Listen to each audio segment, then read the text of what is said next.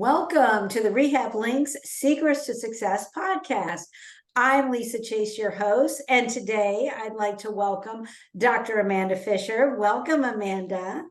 Hello, thank you for having me. This has been a long time coming. I've been so excited to have you on, and we've been trying to coordinate our time together. And Amanda and I met actually through Greg Todd as our Yes. business coach. You were working with him last year. I kind of Yep. came in toward the end of the year, and then life changing took your social media class, which was so great. I mean, I know you're like a rock star on Instagram and that you'll share some insights, but like what, 121 thousand followers or something? Yeah, something like that. I know, Yeah. it's pretty amazing. Well, Thank you. so you have two clinics. You have one in Missouri and one in Kansas. And Correct. you specialize in pelvic floor and the such. I know you're going to get into the details of that because, a lot of people have questions. It's one of those topics, that can be uncomfortable to talk about, but you've made it so comfortable, and funny and relatable, just the things that you share and the questions that people likely have, but never ask. You're like, I'm so not afraid to go there. And I love that. I love watching you on Instagram and how you just, you make it fun, you dance, you got great tunage, and you've taught, us how to do some of that too. So we're not quite as funny as you, but, so why don't you give a little background about you and your practice and kind of, how you're, serving people in your community. You bet. I'm Amanda Fisher. I'm in Kansas City. I went to undergrad really working sports med with the college football team and thought I would do professional athletes was what my goal was with physical therapy, being an athlete myself. And then in grad school, there was a different path for me. I developed pelvic floor dysfunction. I started peeing my pants while running 6 half marathons a year. Who wouldn't? And then started having pain with intercourse as well. So I was 21. I'm like, this is only supposed to happen to people who've had kids. What's going on? Why am I experiencing this? And started to dive a little bit deeper and realizing, oh my gosh, this is a thing, just nobody's talking about it. So I was super embarrassed with it, felt very guilty, ashamed. And that was just something I thought, okay, we need to open up. How can we bring some positivity around this? How can we let people know that there's help out there? Yeah. So I started my path while in grad school on Christmas breaks and spring breaks and summer breaks to go into any class that would take me for continuing education as a student and just diving in a little bit deeper because we, avoided the pelvis during our anatomy practicals. We were like, oh, we're just gonna cover this area and we'll just talk about the hip, So I needed to know more. I needed to know why things were happening. And came out of grad school, took a job at an orthopedic clinic, which I highly recommend for anybody wanting to go into pelvic floor. You've got to have the ortho basics and background, and really stayed there for about 4 years. But at that time, I took the job convincing my boss to please let me develop a pelvic health program here at your clinic. And gave him a whole 5-year plan of how it would build up to 100%, blah, blah, blah. And I am so thankful for him for, number one, teaching me my whole ortho background, which I still use today. And I really look at every pelvic floor patient, whether they are a peds patient or 101 has been our oldest patient. Wow. I look at them as athletes in their life and figuring out how can we move and still be functional and get the pelvic floor to work that way too. So I got into owning my own business because I just wanted to see change, but we can go into that later. So that's my professional background. I'm also a mom. I have 3 crazy active boys. Yes. That live here at the clinic most days on non-school days. They're here. They sell bracelets. They try to make a little money. They organize things while we're here. So they're part of the family business too. Yes. And I love seeing them on social. So, so then let's just talk about pelvic floor, right? Because I'm sure it is certainly a lot more known today But I think when people think about pelvic floor, they think about only females. They think about, maybe somebody who is pregnant or some bladder issues, but it is so much more than that. So Yeah. talk a little bit, about your experience, like people that maybe come in with hip pain, are athletes, low back pain. There are different, diagnoses and conditions that people have, and it stems from the pelvic floor. So talk to that a little bit. Yeah. So we do treat a wide variety of patients here. It's not just the prenatal postpartum population. We have former soccer professional athletes that come in. Maybe they tore a hamstring strain back in the day, or tore their hamstring back in the day. Maybe they had some hip issues while they were playing professionally. And then it's stemmed now maybe into a little bit more low back pain that hasn't gone away, or bladder issues. And I look at the full body, like we're checking out stability and mobility of the spine, of the hips and the pelvis, but then also doing internal exams like a vaginal pelvic floor muscle assessment or a rectal pelvic floor muscle assessment to Yeah. see what else might be going on, or where maybe we had trauma back in the day that we're still holding on emotional tension. And that plays a huge role into everything down there below the belt. My Yes. male population, I applaud them because they come in so quickly after symptoms begin. Unlike women, we tend to be a little bit more busy and multitasking, and we forget to call, we forget to make the appointment, and then lo and behold, it's been 4 years that I'm dealing with the Right. same issue, right? So my men come in a little bit sooner, and they're like, this has been going on while I play golf, or this is an issue while I'm playing cards with my friends, and I need it fixed. And we tend to have this stigma too with pelvic floor that it's just the elderly population, and that's not true. A lot of my male population is like 23 to 50. They're quite young. Same with my females. We'll see people probably as young as like 17, and then we'll get the peds issues with constipation and bedwetting. But a lot of them are a lot younger, really, it's the whole lifespan. And Yeah. things can pop up with change of life throughout that time too. So it's very interesting. It keeps me on my toes. I love it. But some are more complex for sure than others. I'm sure like anything that you see with low back and hip as well. Yes, absolutely. And so I think let's talk about the Kegel, right? Because I just find that so many people, whether it's when I'm teaching to other therapists, physicians, or my patients come in, and what are they doing? They're Kegel, Kegel, Kegel, Kegel, which sometimes we need that, but talk to the Kegel and, what you find actually in clinical practice and that you're teaching your patients. Yes. When I graduated in 2011 from PT school, it was still very thought of Kegel, Kegel, Kegel. They talked about it on the Kardashians back in the day. It had become the thing, like, oh, we got to get back to that exercise.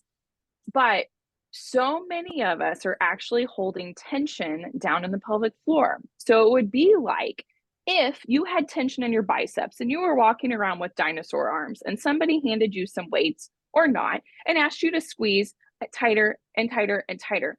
You're going to be doing that at a really small range of motion and a non functional range of motion. That if I'm walking around with dinosaur arms, it's really hard for me to actually pick something up because I am lacking range of motion.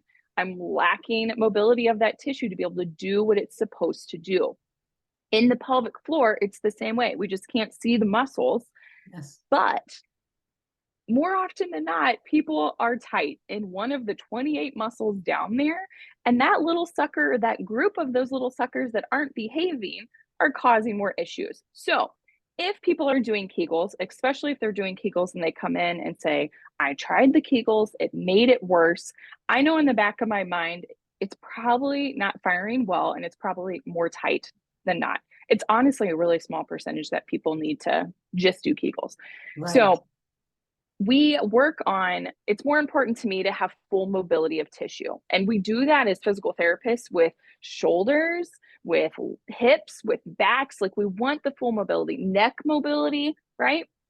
We need that in the pelvic floor. So we're teaching the patients how to release it back down how to gain full range of motion.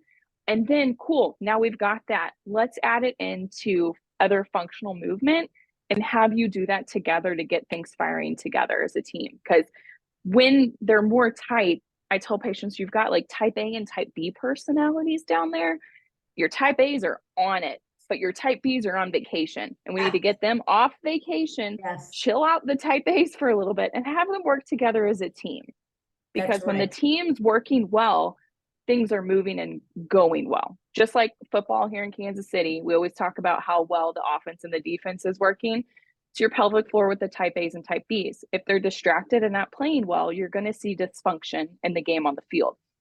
Just that dysfunction may turn into, for pelvic floor, bladder leakage, prolapse, pelvic pain, or so forth. So it's just Yes.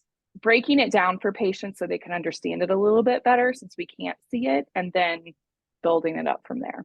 Well, and I think that that's a good point, that if somebody is doing Kegels and either A, it's making it worse, or their symptoms aren't getting better, it doesn't mean it's not coming from the pelvic floor.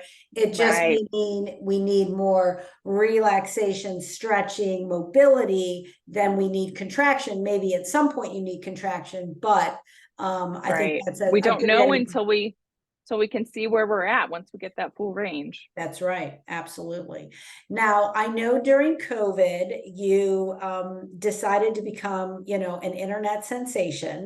So talk about your, your social media and just kind of what, how you decided to communicate in that way to your community and how that's kind of helped you as a clinician and it's helped your patients, and get the message out really about pelvic floor. Yes. During COVID, we spent a lot of time at home treating virtually. And before COVID, I had always said my mission was to normalize pelvic health in our community before social media really kind of took off. And at home, we started having virtual calls. My kids would be on calls, my husband would be on calls, and my kiddos kind of picked up on a little bit of pelvic floor knowledge and anatomical words and happened to say it out to a kindergarten class on a live Zoom.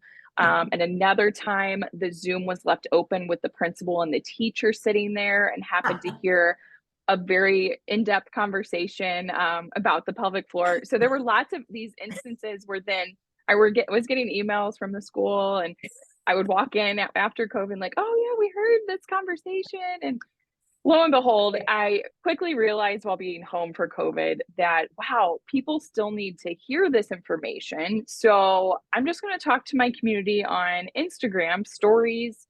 And this was before Reels was even a thing, and started communicating on stories and asking questions on Wednesdays and just responding to those and really encouraging the population to I always say there's no TMI, nothing is too much information, because if you're not giving me information, it's like withholding a puzzle piece from the puzzle. I have a really hard time seeing the whole picture or seeing where we need to put pieces if I don't have that information. So people can ask questions and I answer them anonymously, which is great, because then somebody else who's listening is like, oh yeah, like I was always wondering that too. Or I can also message them privately back, which is nice because then they can feel that connection of like, oh, she's real. So Yeah. it's been fun. I honestly love doing it. And I answer the same questions almost weekly, Yeah. but everybody's so busy and we're so busy on our phones scrolling through multiple things for 15, 20 minutes, however long people are on their phones, that yeah, Yeah. hearing it, they probably need to hear it week after week after week before they start doing something Yeah. with it. Well, I love it. And I love how you made it so easy, like in your training. And, we Thank you. went from my staff hating social media to loving social media. You And guys they're are on like, so excited. They're fire. like, look at the post that I did. And I was like, yay, this is great. I'm always like, number one, that it's awesome that you guys have posted. You guys are taking it to another level, but you guys are doing fun stuff Yeah. too. Yeah. It's We're really trying neat that it. you guys are Yeah. sharing all of that. Well, you were our mentor in that, and you helped us, not be so afraid of reels and stories. Well, I'm glad that the walls are down and you guys can share Yes. your stuff with the world too. Yeah, no, it's awesome. It's a great platform, especially when you understand, how you can use it to make it fun and to make, Yeah. different, information that maybe is kind of uncomfortable, more approachable, which, is really something that I appreciate. So, well, let's get into some valuable tips about how you get great outcomes, because I know our listeners would love to know from you kind of your top tips of of how you would what you do that you're getting those great outcomes. With our patients, Yes. from a patient standpoint, So as a clinician, what do you do that is maybe different from other therapists, or what you teach your other therapists on, look, in order, people are coming to us, they expect great outcomes. This is yep. what we do differently than, Okay. than others. I would say, being this far out of my career, I have encouraged my staff to less is more when it comes to our patients. Yeah. A lot of our patients are overwhelmed with life and parenthood if they're coming in, especially our new moms, that I don't need to give them 15 exercises to go home with. I give a lot more grace and encourage my staff to give grace and not get so upset when patients come in and they haven't done their home exercises. Um, and I really encourage patients because, or encourage our staff because our patients are so busy. What can we just implement in that our patients are already doing? We know most likely they're doing dishes or laundry, which we have both options here at our clinic to go through how we can add in little tidbits of pelvic health into, or they're in their car. Let's go out to their car and give them tips for their pelvic floor. That we're really listening to them more, starting with the basics on how can we implement it day by day, which in the pelvic floor world does a lot more good, a little bit sprinkled throughout the day, than us setting 10 minutes aside to do something. Because again, most often people are more tight and it could be how we're sitting all day.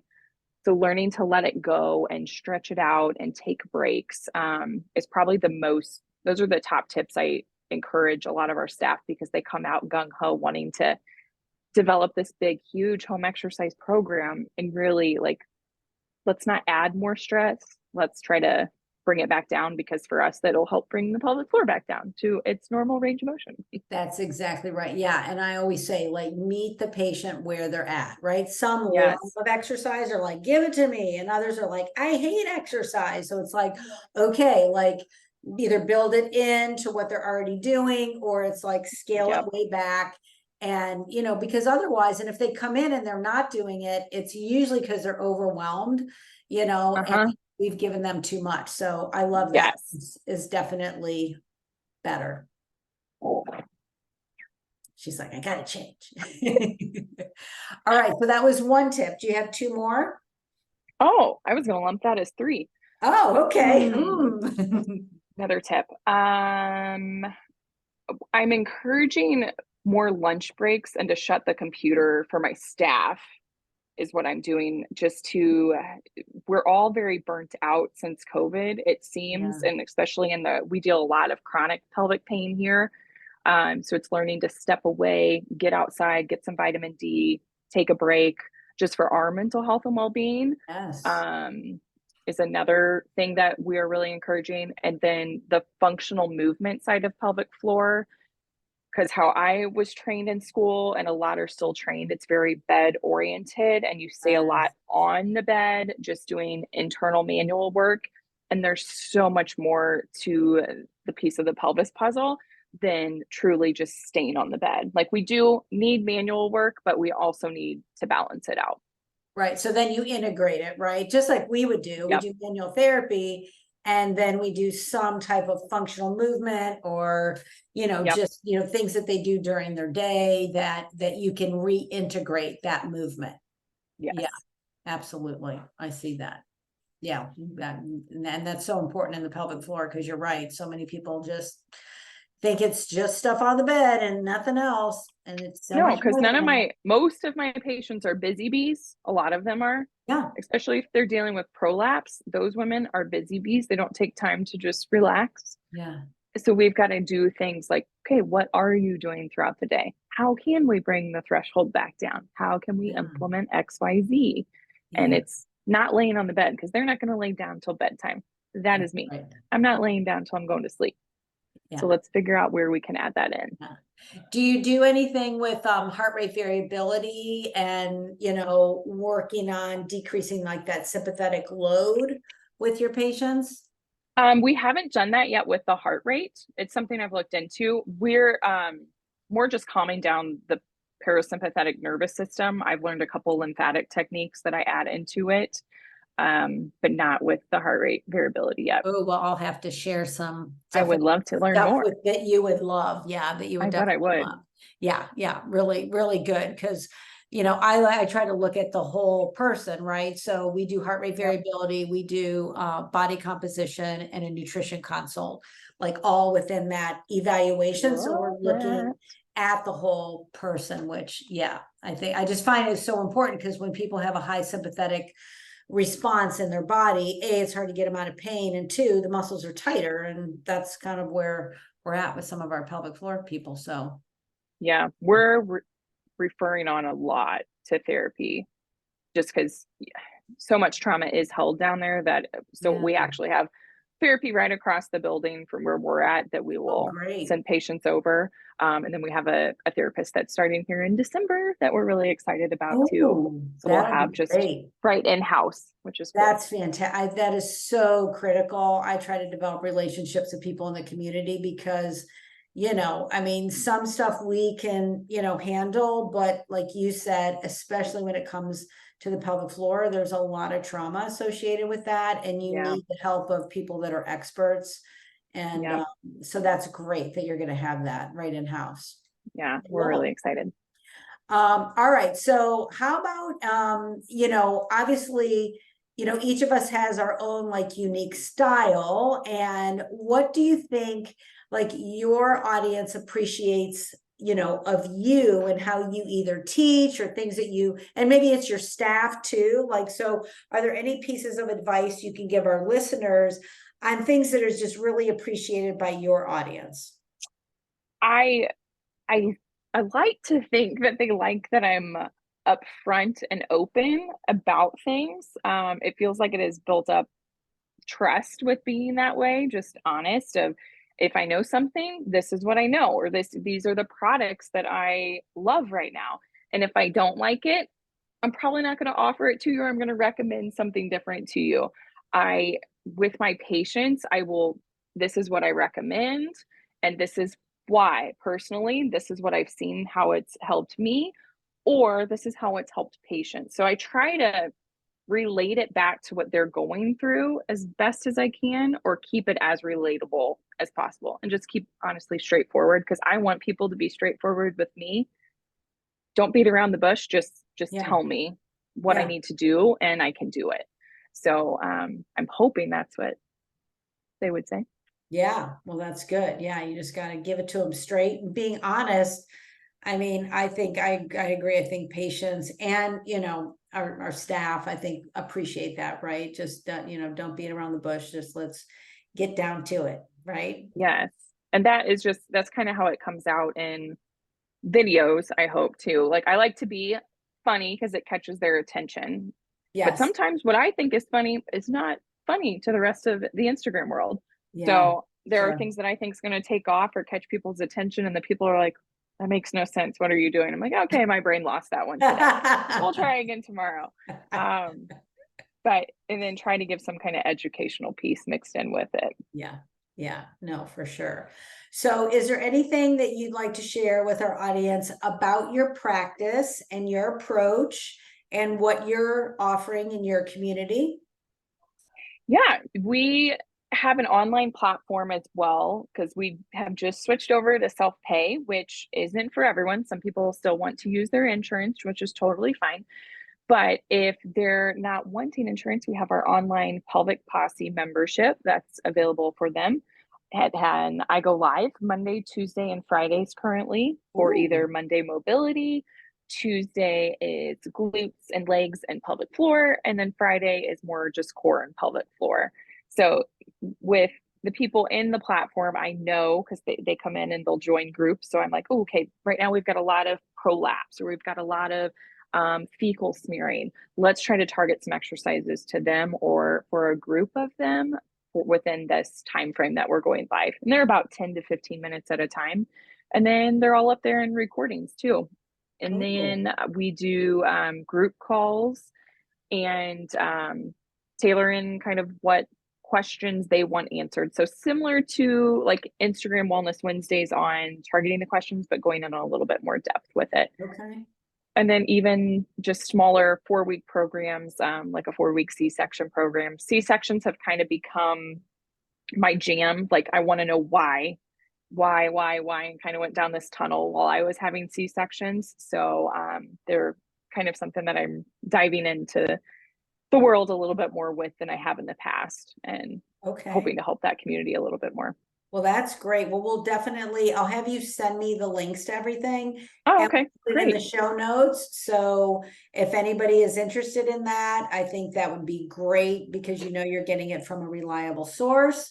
So I always love that. I think that's excellent. Okay. And then just anything else of value that you feel, our listeners would benefit from. We're looking to get great outcomes. And so any other insight would be great.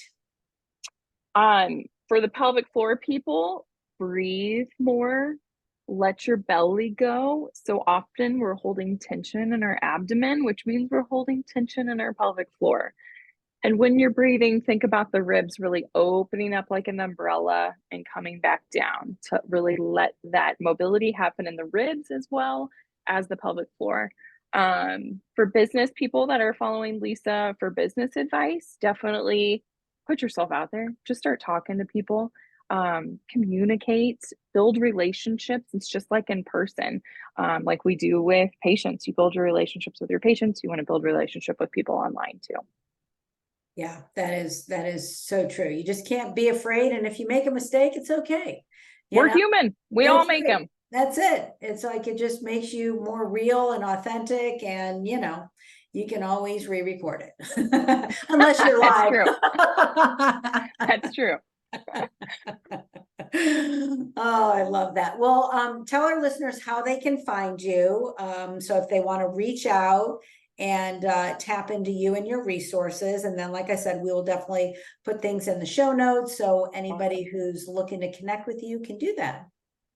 We are empoweryourpelvis.com. And then I'm most often on Instagram. So that is where you can find me and ask me questions on a Wellness Wednesday or in a DM at empower.your.pelvis. And yeah, I'm pretty much on there every day. Yes. One time a week, if it's a very overwhelming time with my hormones, it might be a 24-hour break, but that's where I'm at usually. Yes, you'll always see her with her vulva. Yeah, Lisa asked me where my vulva was and it just spit out like, oh, it's in Kansas. And I forget, like, there's like a Dorothy kind of joke on that. You're going to have to do something like that. I will. Because, yeah, I think we have like 5 vulvas over in Kansas right now. Just because Halloween. I was like so expecting. I was like, where is it? I should have thought about that. I was supposed to be in Kansas today. So. But no, they're hanging up over there. It's in Kansas. Because I'm currently in Missouri. But yes. I know. It's usually with me at all times. Awesome. Well, this has been great. I, love chatting with you. So thanks for sharing all your insights. And until next time, keep getting great outcomes. Thank you.